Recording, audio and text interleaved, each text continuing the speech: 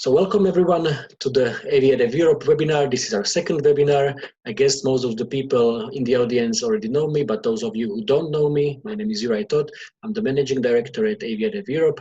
AviaDev Europe is a route development forum focused on developing connectivity to, from, and within the European continent, with a very strong focus on the European regional airports by providing them a platform to network, to negotiate new routes and exchange experiences and ideas between professionals from airports, airlines, tourism authorities, and aviation suppliers. After organizing two successful events in Valencia, AviaDev Europe 2020 is planned to be held this November, and we will reveal the dates and location as soon as possible. At AviaDev, we do our best to stay in touch with our community on a year-round basis. That's why we do these webinars, and that's why we also host two podcast shows.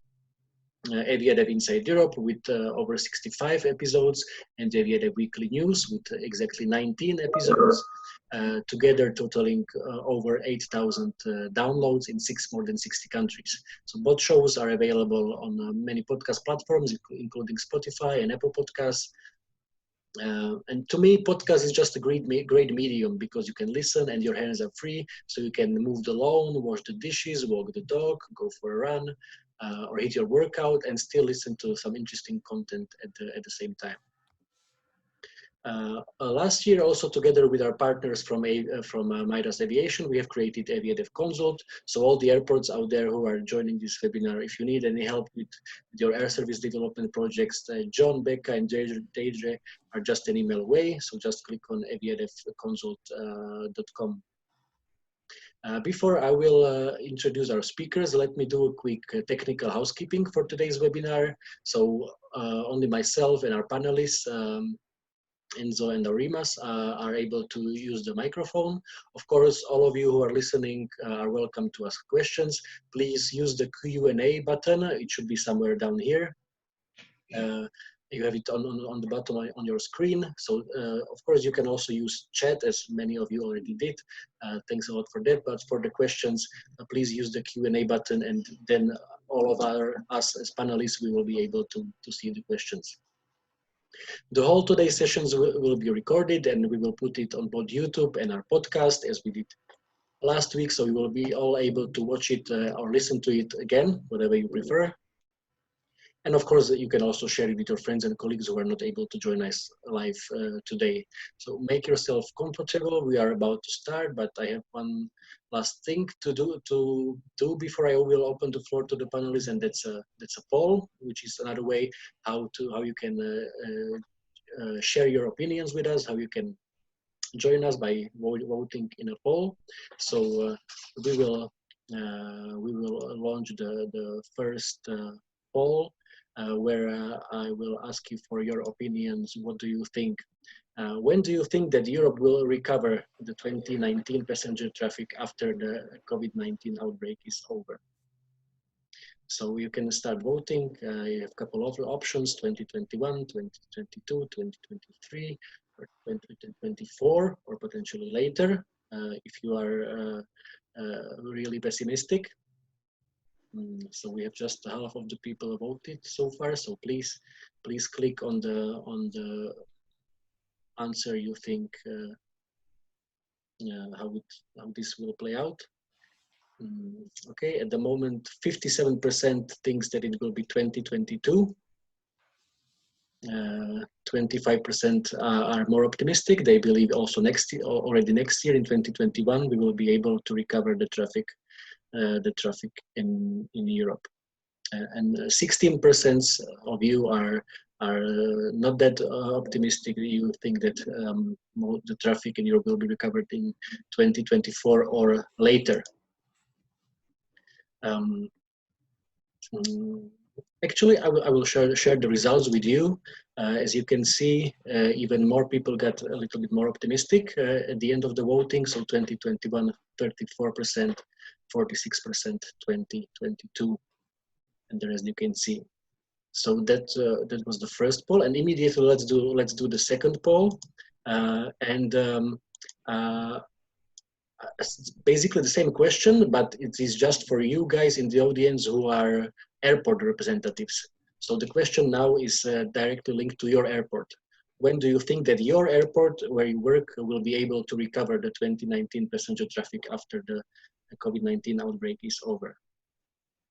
So this is our little, let's say, airport survey. What do you guys working, just you who are working at the airports, what do you think? How do you see it? Of course, we are all just guessing, but all based on the all information we have and potentially our gut feeling, what the future will say. We will talk a lot about this today on the webinar, how the future may look like after all this is over. So at the moment, I'm going to stop the poll. And let me share the results with you. So 38% think that it will be in 2 years, in 2022, 25% for 2021, 2023, and 13% think that it will take them more than 4 years to recover the traffic. Okay, perfect. Thanks a lot for voting, for joining us in the poll. So yeah, coming to the topic.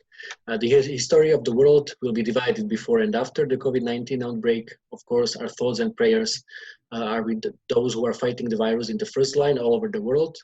And what is already happening as a direct consequence of the outbreak is a global recession, which we will have a massive impact on our industry. Aviation has been facing turbulences of various kinds for over a century, of course. But what we are seeing right now, that with air travel literally being stopped on a global level, that's something we haven't seen before. On the webinar last week, we discussed mainly about the airline sector and how much support it needs from the governments.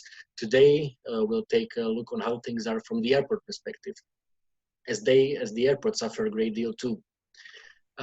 Quickly about me, before I joined AviaDev 2 years ago, I spent 7 years at Košice International Airport in Slovakia, small regional airport that handled over 550,000 passengers last year. And a couple of days ago, I reached out to my friends there, how are they doing? And the CEO, Michal Tmej, told me that the situation they are facing is more than depressing. Slovak government gave order to close scheduled international traffic, but the airport has to be open 24/7 still for domestic general aviation, as well as for the special flights like repatriating flights or cargo flights. Costs arise also from a very silent airport, as the security airport has to be maintained, the firefighters and some others have to be there even without traffic. Of course, revenues broke down to a minimum, and even this rest is in danger. The big question mark is the summer charter season, as it stands at Košice for about 30%. So at Košice, they do not know when and to which extent the traffic will come back, depending on the situation of the airlines, behavior of the customers. We will talk about it a lot today as well, and decisions of governments in various countries. So nevertheless, they keep the company ready to start whenever possible. And of course, they are ready to discuss with each and every airline customer how to support and restart of operation whenever and however possible. So that's a quick feedback from Michal Tmej, CEO of Košice Airport, who was not able to join us today as a speaker. So he shared this short statement with us. And now, finally, without further ado, let me welcome our today's speakers. Enzo Zangrilli, senior aviation consultant and owner at One Aviation Consulting, also member of advisory board at AviaDev Europe, and Aurimas Stikliunas, head of aviation services at Lithuanian airports. So welcome to the panel, gentlemen. Enzo, let's start with you. I know you have some data to share with us, so the floor, so-called, is yours. Yeah, first of all, welcome everybody. It's one of those webinars that force us to speak about bad things, and I know aviation is a very addictive industry and we all love it. So it's a shame to be together on this occasion. I hope the next webinar could start with how well we have recovered as an industry and as professional from this big hit. Let's go through some actual current data. Now, first of all, as you all know, the World Health Organization has declared COVID-19 as a pandemic only few days ago, the 11th of March 2020. Obviously, things were already, crumbling down a bit earlier than that. We also know that our industry, the airport industry, I call it our, in reality, aviation, I tend to see it as one aviation, it's the same company as well, but basically to limit the discussion to the airport itself, in terms of employees, directly or indirectly, this industry employs more than 6 million globally, which is the 60% of all the employment in the aviation sector. Typical primary hub airports, if you think about London Heathrow, Charles de Gaulle, Amsterdam, employed circa 40,000 people, again, directly and indirectly. So if we move with this basic data to the next batch of data, we can immediately see that this overall industry and the expectations we can have on these disruptions is basically tell us that we are going to lose very much amount of money, around $70 billion for 2020, 14 of which in Europe. Just to put things in the context, just think that if we know that basically the biggest large airports have circa 40 million passengers, we can say that basically we have cancelled, or we are going to cancel pretty much the work of the majority of youths in the world, just in 4 to 5 months. A disaster, pretty much a disaster. And again, we can look at the losses in an overall amount, which are equivalent to an average of 1.3 billion in yearly revenues. We can see that we are wiping down the revenue base of the majority hubs in the world. So both in terms of revenues and potential employee impact, we're looking at a very grim situation. Obviously, ACI, the trade body that includes the majority of the airport in the world, has come out to Brussels, to the European Union, by asking strongly to introduce comprehensive, inclusive, and non-discriminatory support to the entire aviation systems. Now, this letter was also undersigned by airline caterers, ground handlers, and travel retailers. Now, let's not forget, again, the ecosystem in an airport is much wider than the airport and the airport employees themselves. There are all the second, third, fourth supply chain or value chain companies at different levels that contribute to service airlines, to make the airport work, from security to ground handlers to caterers to cleaners. So the ecosystem there is really complex and big. So what we're looking at the moment, we're looking at requests to the local members, to local state members, and to the wider political conglomerate, like the European Union, to mention one. We're seeing two blocks requesting public support or state aids. On one hand, the airlines, on the other hand, the airport ecosystem. One point to notice, and certainly you have all gathered, resources will not be unlimited. Already, to make an example, the UK government has already confirmed that no aids to airlines will be possible, with the exception of a £75 million package agreed to repatriate British citizens stranded abroad. But most of all, and I know we are aviation and we look at the aviation business, but after this coronavirus, there will be hundreds of industrial sectors in dire straits, from manufacturing, industrial manufacturing, to extractions, to agriculture, to chemicals. So all these companies, you can rest assured, in a way or in another, will, rightly or wrongly, with all the good reason in the world, request state aid or support. So that's just to put things in context. We're looking at massive numbers, massive risks of unemployment, massive loss of revenues, and financial hit that is basically hitting all across the industrial levels. That was my initial, let's say, set things in context. Now, as far as the picture today is concerned, we have, these are just some examples. Situation is much wider than that, and only to limit discussion to some of the European countries. We have 12 airports closed in Italy, and when I say closed, I mean completely closed, with people working from home. We have 9 airports closed by Avinor in Norway, which is the entire set of commercial airports in Norway. Charleroi closed in Belgium. Albania only operating humanitarian flights. Spanish airports closed entirely. And the biggest hopes to leave aside the European regional airports already heavily impacting the functionality of their infrastructures. Look at Charles de Gaulle, Roissy, Fiumicino, Amsterdam, only working with partial number of terminals. So obviously the reductions have been more evident and affected evidently small regional airports, but also the big hubs are working on a much reduced scale.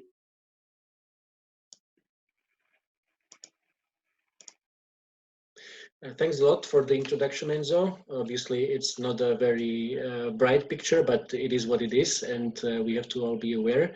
I will now hand over to Aurimas. Can you please share with us that how's the situation with you in Lithuania? Well, the situation in Lithuania is pretty the same, as we are managing 3 Lithuanian airports. So it was, the last 2 months was challenging for the airports due to medical screening, which posed the significant organizational and logistical challenges for the airports. So considering that the situation was getting more and more intense during that period, so everybody was really concerned how it will be in the next couple of months, and also how it will happen, how it will recover in the near future. But still, the operations at the airport remains. We do have some repatriation flights. Also, we do have cargo operations, which are significantly growing during these months, especially when there are no regular passenger operations in Europe. So we estimate that the cargo operations will grow around 20% during March, and even more into April.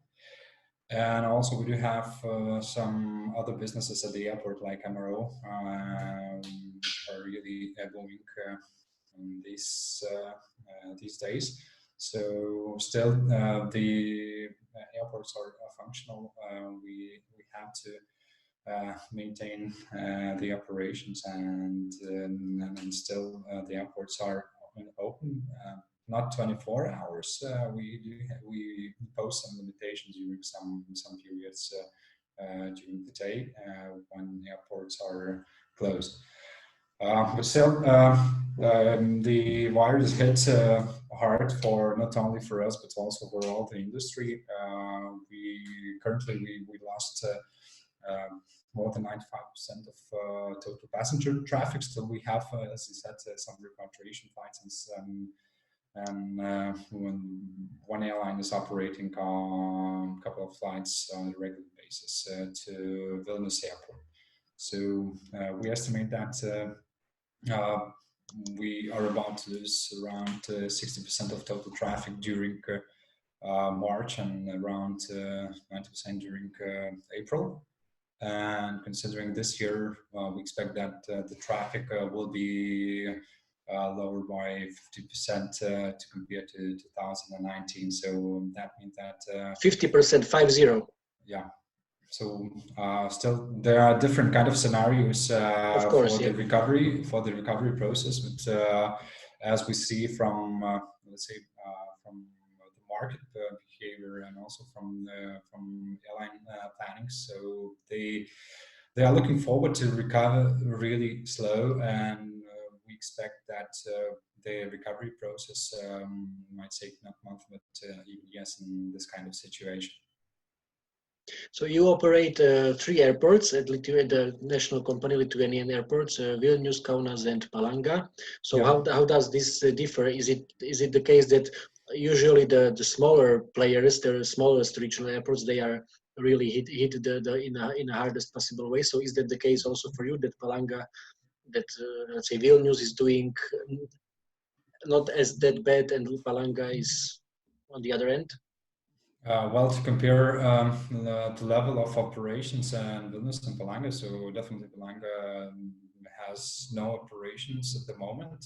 Only some repatriation flights were last week, but considering that it's purely regional airport, so that means that the current situation hit even more than for other airports.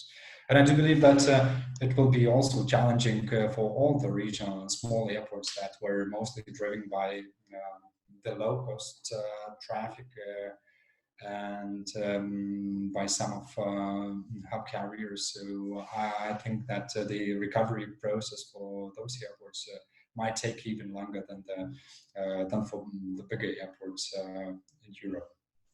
Yeah, definitely. Enzo, can you please give us a little bit of overview on the Italian airports? Yeah. At the moment, Italy is the country which is hit the most in terms of the virus outbreak, and definitely the airports are suffering there too. So That is correct. And again, 2 or now 3 weeks ago, Italian Civil Aviation has actually issued a request to the Ministry of Transport, which has been accepted and implemented with a specific decree, which has basically closed every airport except 1 per region. This means the closure of 12 medium regional airports. When I say medium, though, you need to consider in Lombardy region, which obviously hosts Linate, Malpensa, and Bergamo Airport, all airports with well in excess of 10 million passengers. Basically, Bergamo is closed, Linate is closed, Malpensa keeps working. But having said that, you can look at Fiumicino itself with one of the 3 terminals closed, the Alitalia one, Terminal 1. You can look at Lamezia Terme closed, the Trieste Airport closed. So really there is a decimation of the operational airports. Understandable from a certain point of view. On the other hand, there are obviously working implications which are extremely heavy for everybody. The majority of these airports have put in place short-term redundancy programs, or let's say working from home with a partial day per week in operation, which obviously is trying to limit social impact. Having said that, situation is very, very grim. The Italian Airport Association has forecasted a drop this year, in 2020, only very, very close to 50% of the passenger base last year. To me, is also quite optimistic. So we'll have to see essentially in the next 15 to 20 days how the very harsh limitations imposed by the Italian government will go, whether the coronavirus will start to recede, and whether some of those measures can be lifted.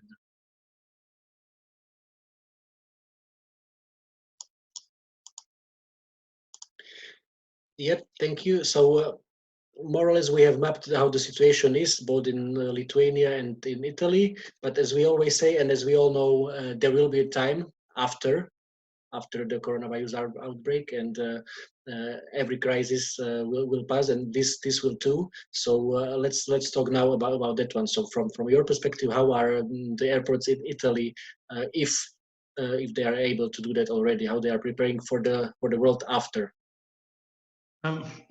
The day after is not going to be easy. And actually, I don't think the Italian airports or the French airports or the Spanish airports will act in a very different way from each other. We have to see, actually, rather than airports or airlines developing different and disruptive idea, we need to see here governments taking the bull by the horns and basically working on the aviation in its entirety.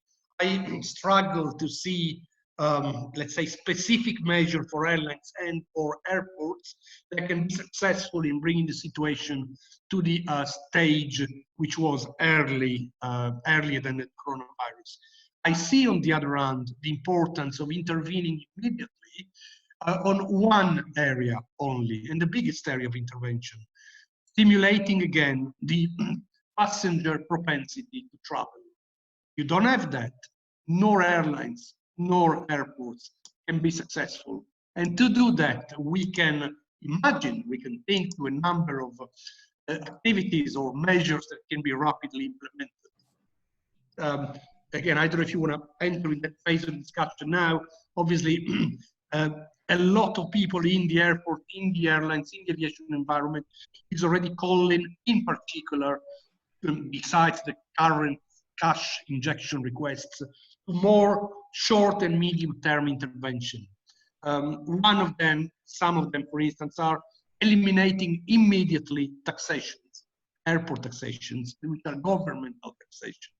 I'm thinking to the APD in the UK, I'm thinking to the municipal tax in Italy, to the TAC in France. These are all taxes that basically either the airports collect as almost as a tax man and then put in the state taxes the pockets, or takes for themselves to cover costs. Now, we have to limit the imposition of taxes. We need to stimulate a restart of the industry. We need to ensure that we don't have a single penny levied on airlines and passengers if we want them to start again to travel. But these are only the, I would say, immediate remedies. I don't know if my colleagues, yourself, Aurimas have ideas in this sense. I will follow up on that very quickly, and I will open the floor also to the audience. Please share your opinions with us in the Q&A section. I had a question recently from a colleague from Balázs, actually from Budapest Airport, referring to Norway. So, for example, in Norway, they already waived the government departure taxes from the airports. So, if you have mentioned several examples, and so countries in Europe which can definitely think about doing the same. So the question is, if anyone in the audience, or you, Enzo, or Aurimas, if you have information that it is being considered at any country within Europe at the moment. So you don't have to answer now. Also, to you guys joining us in the audience, please, if you know about such countries, share it with us in the Q&A section. Aurimas, now back to you. I saw already on the LinkedIn that you are already very active on the aviation development side. So please share with us what is your strategy for the days after.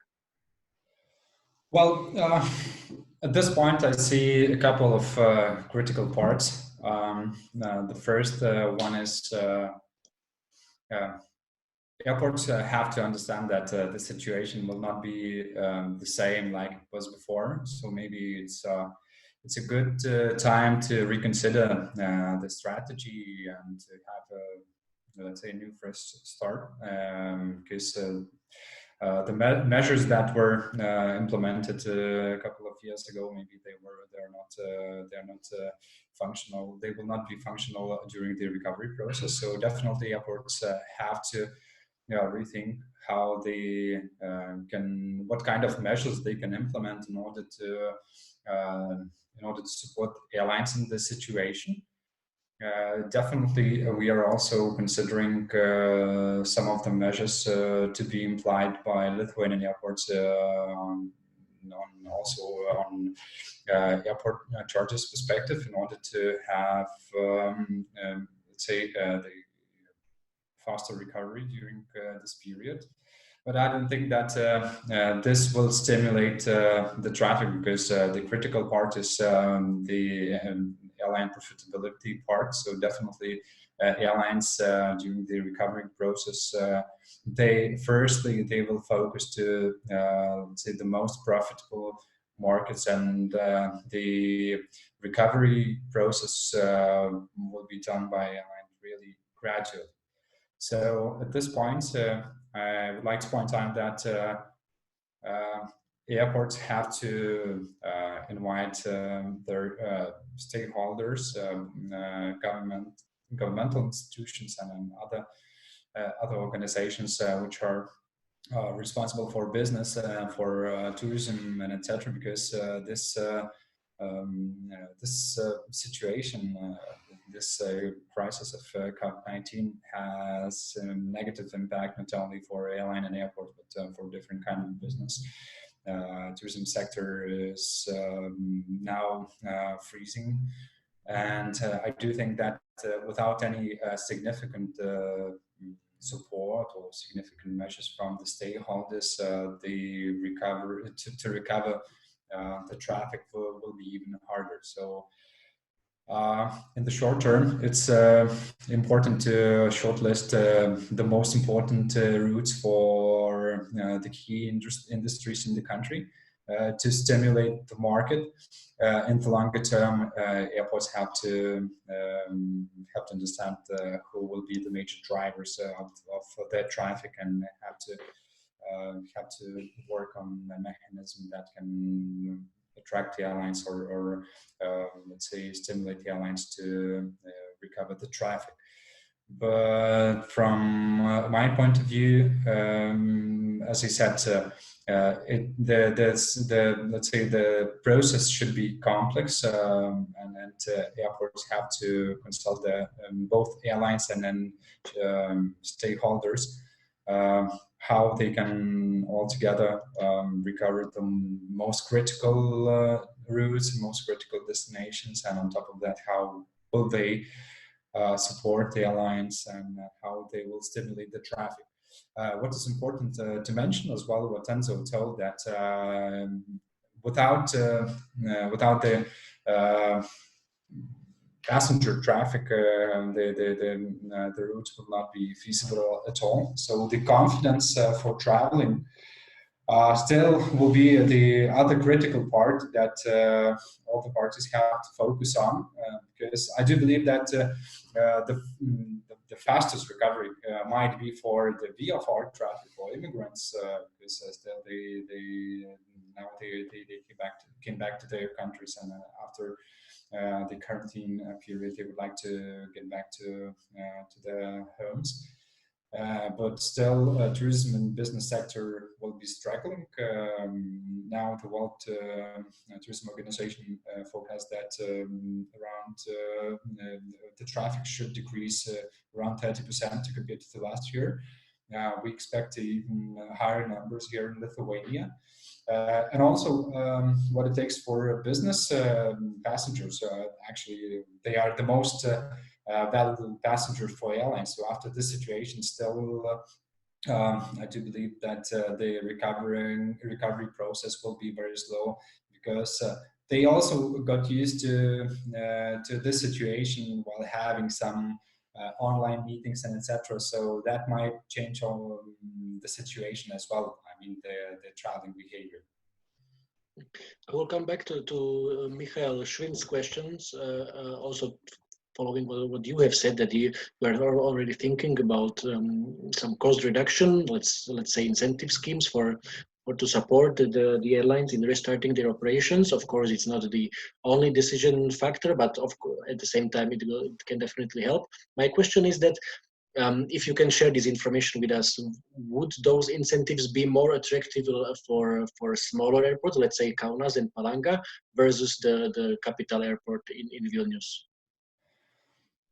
Well, considering, actually we consider all our market, considering that Lithuania as a market is a relatively small and regional one, so we're thinking to implement those measures at all airports. Understood. Enzo, you have a couple of more slides for us regarding the days after. You have prepared like two scenarios. So can you share these with us? Sure. Again, I'm going back, or I'm starting again where I finished 10 minutes ago, and it's just some ideas really to scribble down, hoping to raise this or trying to find consensus or alternatives, what I can see is that we are going to see two scenarios. The immediate scenario soon after, the day after the coronavirus. It could last 1 to 2 years, 3, and it's not going to be anymore a quick scenario, but we're going into the medium term and the long term scenario. I already mentioned the elimination of all the state tax charges that we see today levied in pretty much each single state of EU and elsewhere. One idea, take off that differentiation between EU and non-EU airport charges. We need to develop volumes. We need to push people to travel. We need to have the VFR traffic in place. We need to re-stimulate business traffic if the business is able to recover. So again, being simple, straightforward, have access to simple and straightforward regulations. I think it's time is really finished for, how can I put it, very difficult and complex equation and formulas to determine what cost should be charged to a legacy carrier or to a low-cost carrier. We need people in the airports and in the aircrafts, of course. I would say another one for the lowest regulations. Well, we need that the touch raised by the airports at commercial and non-commercial levels, aviation commercial, falls in one till only. I'm putting for a second my old airline up here. I believe that in the next 5 years, we have to put every single penny back into the overall airport deal to be able to redistribute potential revenues to airlines in an intelligent manner. That's pretty much the short-term scenario. There is a longer scenario. First of all, change of the EU regulation, in particular the guidelines on state aid to airports and airlines. I'm talking about airports here. I don't think we can still admit the division and the separation of intensity at different levels of support to the regional airports versus medium airports or hubs. We need to look at the reality. The reality will be, as already some participants to this webinar has highlighted in their Q&A, the regional airports are going to be the most affected. After COVID, if I am Lufthansa or if I am British Airways or Alitalia, I'm going to put and restart from my hubs. I'm going to put my fleet in place in my previous hubs, and then I'm going to do slowly and effectively put in place my previous feeding models if they still work. Point to point will work in as much as possible in yield-driven, congested airports, because it's there where I can extract some higher or slightly higher fares to the passengers. Again, let's remember, they won't be rich people. They will be people whose families have been heavily affected by the COVID. They might have lost their job. They might travel only for necessity. So help that kind of traffic. Second, just a thought. How many small, medium airports have been purchased in the last 10 years by infrastructure funds, private infrastructure funds? Well, these guys have got a massive hit, and I'm sorry for them.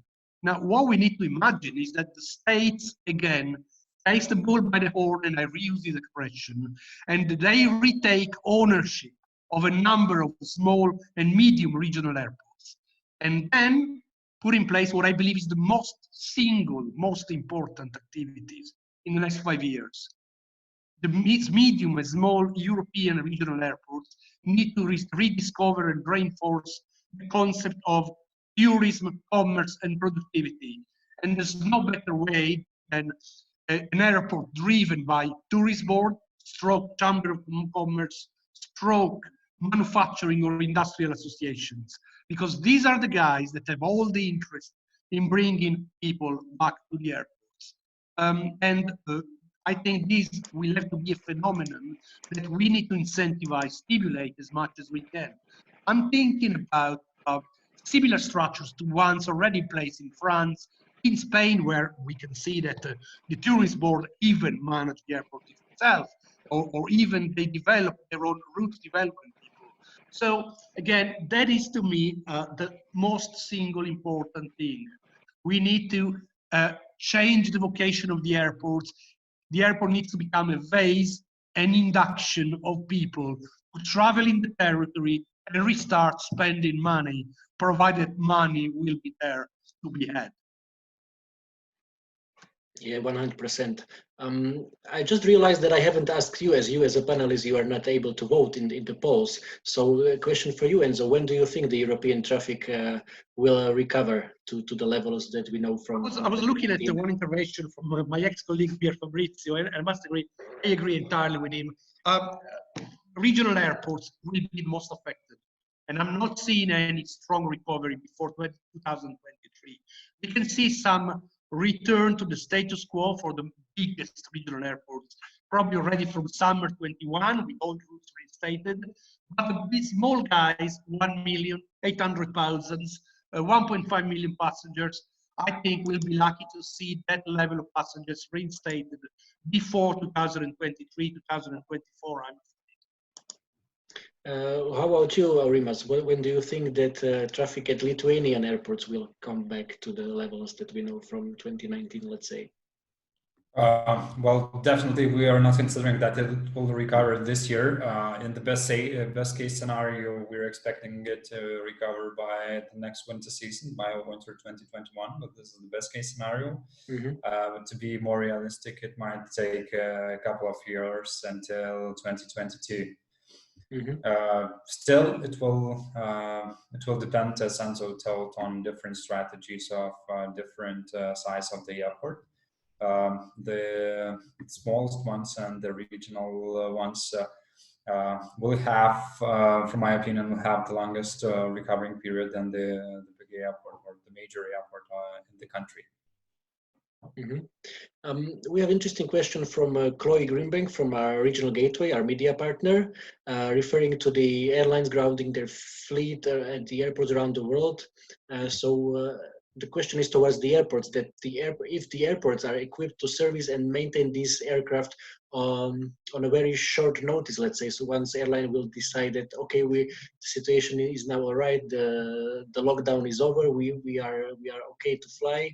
How are you guys at Lithuanian airports ready to serve these planes on a short notice? Well, from our perspective, still we have some places available at the airport, but we are thinking really creatively. So we expand our parking places. We're using our taxiways to park the aircraft and etc. And still, we are expecting those aircraft to get back as soon as possible. We have even the request a couple of hours before. Still, it will depend whether the aircraft will be prepared for the operations or not. So some of the airlines are doing some so-called technical flights in order to get back quickly into operation. They are flying every 3-4 days just due to some operational reasons. So when the quarantine will be over and when the limitations will be removed by the government, so airlines can get back and then fly easy from our airports.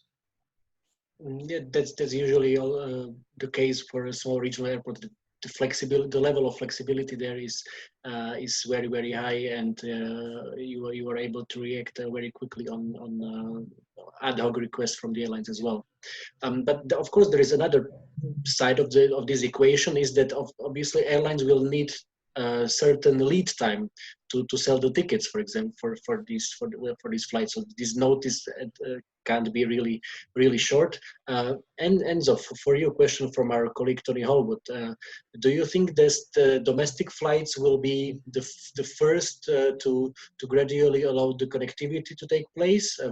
Italy can be a good example, as it is a very strong domestic market. I would say that there is a twofold answer. Generally, yes, domestic flights will have to be something looked at. One, from the airports that provide or could provide strong feeding into, for instance, hubs in Italy itself, Fiumicino, or in other big hubs in Europe, but also in terms of LCC operators, point-to-point, what we call in the industry bypass destinations. So Venice to Bari, Venice to Catania, Venice to Palermo, or also inter-European flight that could be reenacted to the advantage of LCC stroke point-to-point operators. But sticking to this summer or to next summer, sorry, this summer is sadly gone. I also, and very similar to this Tony question, also from Jürgen, very interesting question, because I believe that there is something that we've not yet explored or discussed, but could be a way to also inject a bit of vitality into this equation, is tour operators. There will still be people willing to go on holidays.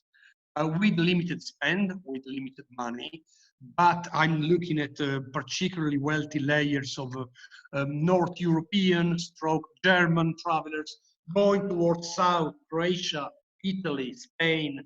Now, a lot of TOs territorially very well placed to know those kind of bands of passengers should look at the market. There will be hundreds of aircraft available for wet lease or Acme operators. Well, if they put in place a decent agreements with these guys, then flights and aviation can also be reenacted, particularly summer flights from this guy, TOs, as opposed to commercial airlines. Commercial airlines will be there eventually. They will be back. But TOs could be a very interesting, immediate, supplemental tool to actually revive the industry itself.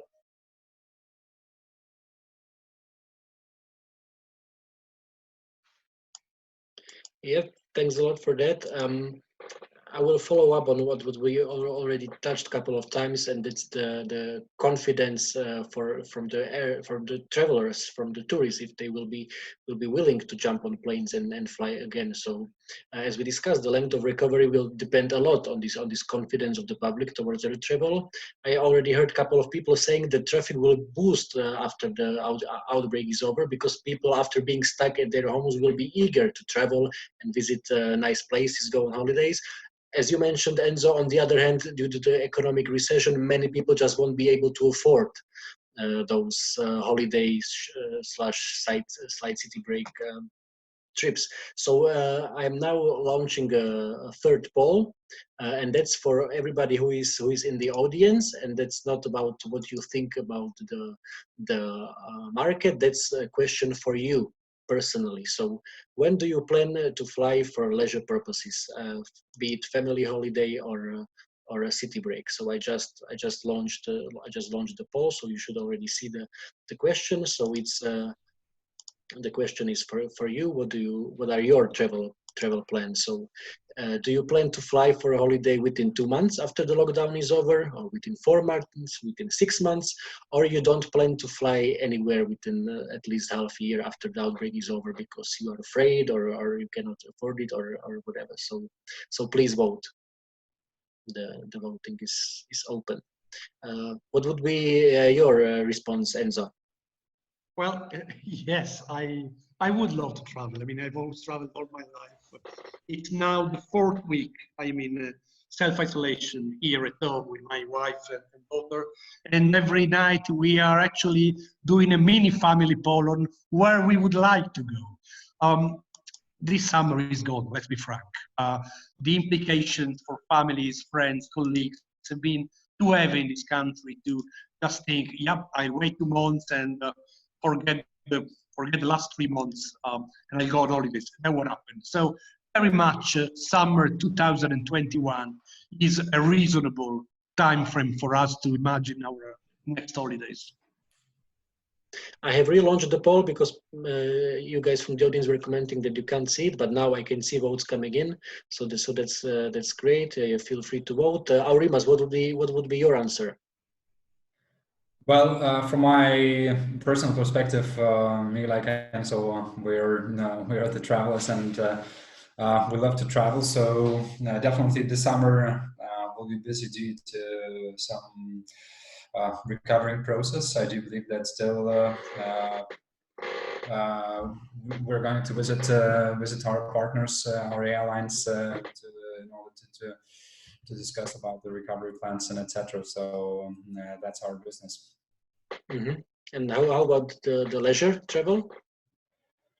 Regarding the leisure, it will depend on the holidays of my family as well. So we actually we had planned our holidays in May, but still I don't believe that we'll have possibility to travel on May. So we are looking forward in somewhere in September or October. That's actually my case as well. So I have the booked holiday to Greece for the last day of May. I should fly, but same as you, I don't see it really realistically. So probably September will be the time. We have the results of the poll. Let me share them with you. So we have quite a bunch of optimistic people here. Like 53% plan to fly within 2 months after the outbreak is over, which is fantastic. That's what we need. That's what the industry needs. 9% within 4 months, 18% within 6 months, and 21% will wait like 6 months and fly afterwards. So thanks a lot for joining this poll. Do we have any feedback from the audience regarding the any information from the governments? Any inside information which countries plan to waive their national departure taxes? I don't see anything in the Q&A section. How about you, Aurimas? Do you any suggestions that in Lithuania those taxes can be waived? Well, as I said, from our perspective, we are looking into different measures how we can help airlines to recover. One of those is we're thinking to reduce airport charges during some period, during the recovery period of the recovery. Also, what we do, we are consulting our governmental institutions as well as stakeholders, and we are already working on the contingency plan, how we can, how we would like to see the recovery, and also consulting them with the airlines, how we see the recovery process, and these measures, I do believe that might give positive impulse to recover even faster. For the airlines, but still it's very critical thing that all the governmental institutions and other partners from the tourism and business sector have to invest into the recovery process, because now especially the tourism business is struggling really hard. And they have to rethink that they might invest into let's say giving some kind of support or some kind of marketing campaigns in order to get back both airlines and passengers. Fantastic, thanks a lot for the answer. We have interesting comment from our friend Gavin, Englishman based in Portugal, following the discussion on the tour operators. We had Air Berlin, Germania, Monarch, all of them were tour operators friendly, but they collapsed. So the question is if governments can support the wet lease, which is not allowed at the moment. Turkey can support flights for tour operators. What Gavin thinks that it's time for EU to allow for different ways to support flights, to support tourism. Enzo, would you agree with that? Yes, I would.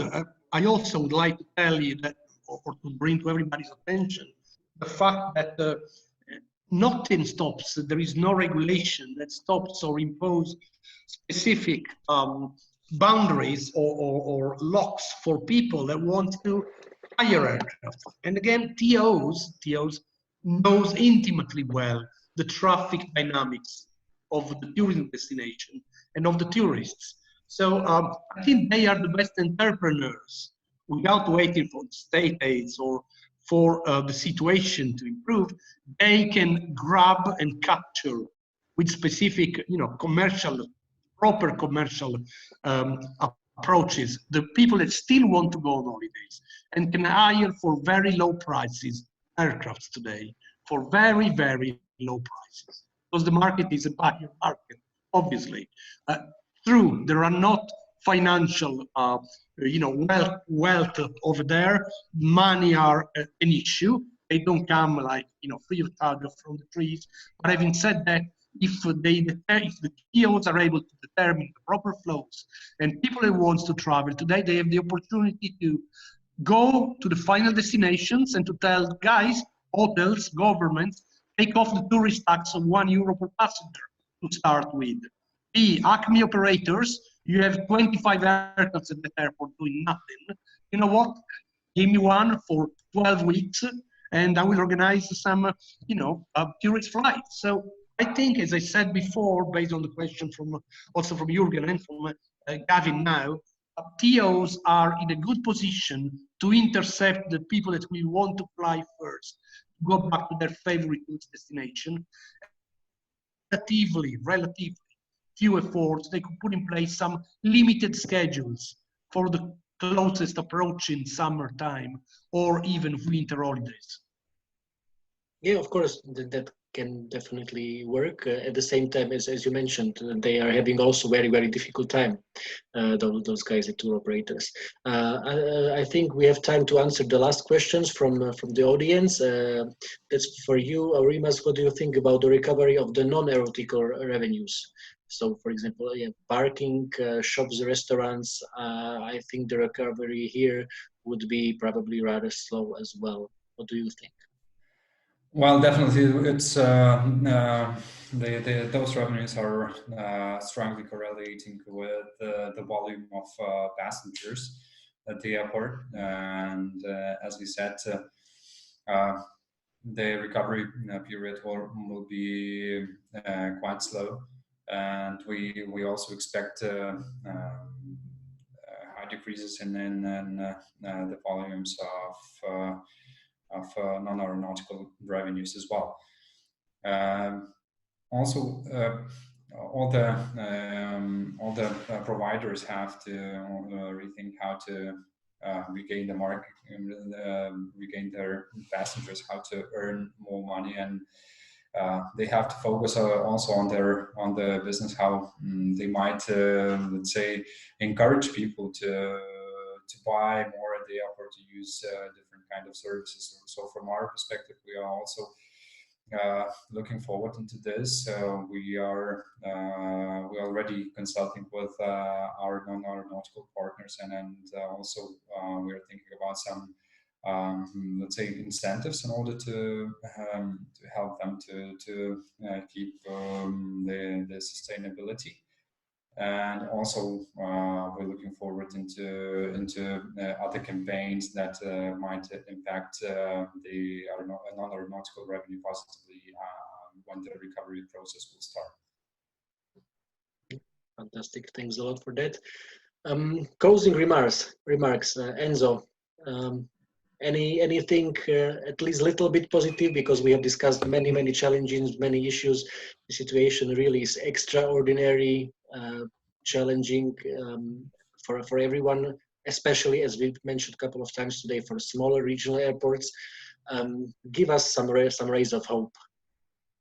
Hey guys, I don't want to pass here for the pessimistic guy. I'm just trying to look at the facts and derive long or medium views forecast, which obviously, it won't be. There will be thousands of people thinking same or differently than me. Ray of hope is people have always traveled. Now, they've always traveled with cars, buses, and then trains, and then aircrafts. And aircrafts is still the most comfortable way to travel. So obviously, business long-term, long distance, if we don't stop immediately doing a lot of these video calls, which are actually very effective, they will make companies used to this tool. So if we stop this now, there is still hope that next year we start recovering again. I would like, though, to stop 1 second only on aeronautical versus non-aeronautical, because the question you asked to Aurimas is very interesting. And I just go back for a second to what my old CEO in EasyJet, Andy Harrison, used to tell me. People don't go to the airport to get a coffee. They get a coffee into the airport because they need to fly somewhere else. So please, please, please, parking, yes, very important. Non-aviation revenues, very important. But bring passengers back to the airports to travel. All the rest will come after. We're living extraordinary times. We need to make everything we can to stimulate people to travel again. All the additional revenues, ancillaries, brilliant commercial ideas, capturing the clients at the airports with fancy IT tools and make them pay for this and the other world. These tools can wait. Let's fill our airports again. Thank you very much for that. I just have to react on the thing you said about the online conferences and all that stuff. Of course, it's great to be in touch with all of you now through these webinars. But us as an event company, we always say, aviation is people to people business, and I think, I'm not sure if everybody will agree with me, but I guess most of you will agree with me that there is nothing which can replace the human contact, human interaction face to face, when you look somebody in the eye and have these nice discussions over a beer or over a glass of wine or with coffee as well, of course. So we strongly believe, of course, it's great to have all these tools and to be able to use them and to share the information and the experience and opinions as we do today. But we as well believe that there is a place for a human interaction as well within this aviation world. So thank you very much, Enzo. Aurimas, you wanted to react on Enzo's words, and also please give us your positive closing remarks. Yeah, so from my point of view, as I mentioned before, airports and actually everybody in the aviation industry have to understand that the situation will not be the same, and market conditions might change in one or other ways. Still, I see from the historical data that after those period of crisis, the say traffic growth is on the very positive note, and it's growing fast. Still, the matter of time when different type of the airports will recover. So the regional ones will recover slower than the biggest airports in Europe. But still, everybody loves to travel, and the recovery process, I do believe that will be on our hands, on not only airports, airlines, but also on the governmental institutions, how they see measures in order to stimulate the airline traffic, how they see the measures in order to stimulate the passenger traffic. So I do believe that those airports who will implement the additional measures, especially the regional ones, who will implement the additional measures and will help airlines to raise the profitability, or even to get the profitability on some certain routes, they will recover faster than the others. And I do believe that the airlines with the biggest liquidity will have the best chances to recover their operations quickly. So I do believe that the low-cost companies will be the ones at the regional airports that will recover faster than the legacy ones. Mm-hmm. Excellent. Okay, guys, Enzo, Aurimas, thank you very much for joining us today on the webinar. It was great to have you, great to hear your opinions, your ideas, your insights. Thank you, everybody in the audience, for joining us again for this second webinar of AviaDev. As promised, tomorrow we will share the recording both on our YouTube channel and on the podcast. So you can listen to it, you can watch it again, you can share it with your friends and colleagues. And we will be back next week at the same time, Tuesday, 7th April, 1 o'clock London time, with another AviaDev Europe webinar. Follow us definitely on LinkedIn page. Everything will be shared there. So yeah, follow us on LinkedIn. Thanks a lot, everyone, again. It was great to be together within the community of friends from European regional aviation, and we look forward to see you again next week. All the best. Cheers. Bye-bye. Thank you, Juraj. Thank you, guys. Thank you. Bye-bye. Bye-bye. Stay safe all. Bye.